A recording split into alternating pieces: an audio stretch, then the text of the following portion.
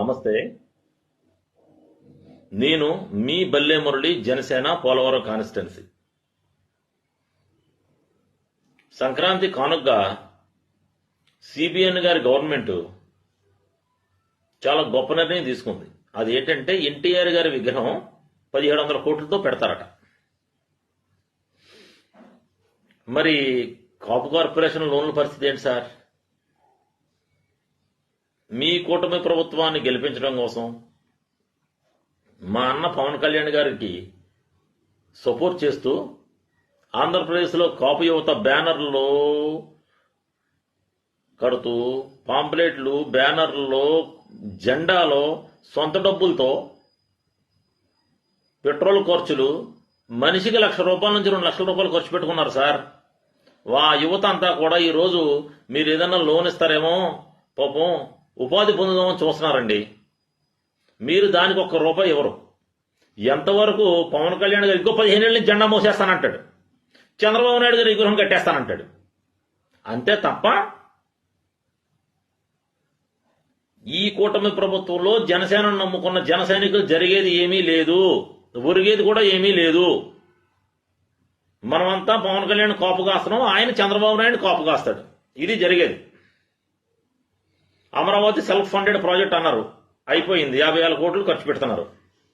Telugu Desam self funded party, మేము స్వయంగా ఉంటుంది మా పార్టీ, ఎవరి మీద డిపెండ్ అవ్వదు. మా పార్టీ అంటే స్వయంకృతంగా మేమంతా కూడా సంఘటితంగా ఉంటాం, స్వయంగా నడుస్తూ అంటారు కదా.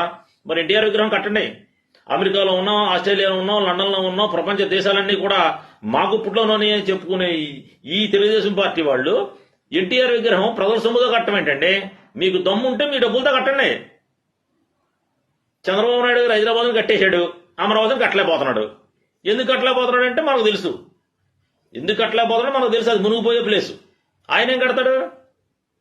కడుతున్న అమరావతి అట్టర్ ఫ్లాప్, ఒక్క పరిశ్రమ రాదు. వైజాగ్ గ్రోత్ ఇంజిన్ అట. ఆంధ్రప్రదేశ్లో రోడ్లన్నీ గోతులమయం అయిపోయి ఎడుతుంటే గ్రోత్ ఇంజిన్ అట. మా అన్న ఉన్నాడు, ఇంకో 15 ఏళ్ళ నుంచి జెండా మోస్తానంటాడు. అయ్యా, మీకు దండం పెట్టి చెప్తున్నాం, కొంచెం కాపు కార్పొరేషన్ లోన్ రిలీజ్ చేయండి సార్. నారాయణ గారు, మీరు, పవన్ కళ్యాణ్ గారు, అర్థమైందండి, తదితరులు బాగా బాగా భజన చేస్తున్నారు చంద్రబాబు నాయుడు గారికి. మీకు hats off sir. Chandrababu Naidu గారికి మీరు చేసే భజన చూసి మేమంతా సిగ్గుపడే పరిస్థితికి వచ్చాం. సిగ్గుపడుతున్నాం. ఓహో, మనం ఇంత దిగజారిపోతామా అని. కొంచెం కాపు కార్పొరేషన్ లోన్లు ఇవ్వండి సార్. మేము జనసేనకు పనిచేసాం, ఇంకా జనసేనలోనే ఉన్నాం. మా ఓడి వైఖరి ఏమన్నా మారద్దేమోనని మా గొడవ మేము అలాగా మేము అలాగా ఉన్నాయనే తగలేసుకుని కూర్చున్నాం. మేము ఇప్పుడు వేరే పార్టీకి వెళ్ళలేము. మన పార్టీ పరిస్థితి చూస్తే రోడ్డు మీద కూడా రాలేని పరిస్థితి ఉంది. కార్యకర్తలు అడుగుతున్నారు సార్, కాపు కార్పొరేషన్ లోన్లు ఎప్పుడు వస్తున్నాయని కార్యకర్తలు అడుగుతున్నారు సార్. ఆ రోజు జెండా మోసిన కార్యకర్తలు, ఆ రోజు డబ్బులు తగలబెట్టిన కార్యకర్తలు, ఆ రోజు మన కోసం పోలింగ్ బూతుల్లో గొడవలెట్టుకున్న కార్యకర్తలు అడుగుతున్నారు సార్, సమాధానం చెప్పండి. మా జనసేన పార్టీ ఆఫీస్ క్లోజ్డ్, కార్యకర్తలకు ఎంట్రన్స్ లేదు. భారతదేశంలో 623 పార్టీలు ఉన్నాయి. ఏ పార్టీ ఆఫీస్కి కూడా తాళం వేయలేదు కార్యకర్తలు రాకుండా, ఒక్క జనసేన ఆఫీస్కి వేశారు. దీని గురించి డిస్కస్ చేయడానికి రెడీగా ఉన్నాను. నేను ఏ ఛానల్లోనే మాట్లాడతాను. దయచేసి అపాయింట్మెంట్ ఇప్పిస్తే ఏ నాయకుడితోనైనా మాట్లాడతాం సార్. నా వీడియో నాయకులకు చేరేలాగా, నాదెండ్ల మనోహర్ గారికో పవన్ కళ్యాణ్ గారికో చేరేలాగా కొంచెం షేర్ చేయండి సార్. జన సైనికులందరూ మన సమస్యను మనమే సాల్వ్ చేసుకోవాలి బ్రదర్, ఎవరో సాల్వ్ చేయరు. ఈ కూటమి ప్రభుత్వం తీసుకున్న ఈ నిర్ణయం ఘోరాది ఘోరం. ఈ నిర్ణయం కూటమికి సమాధి కట్టదే.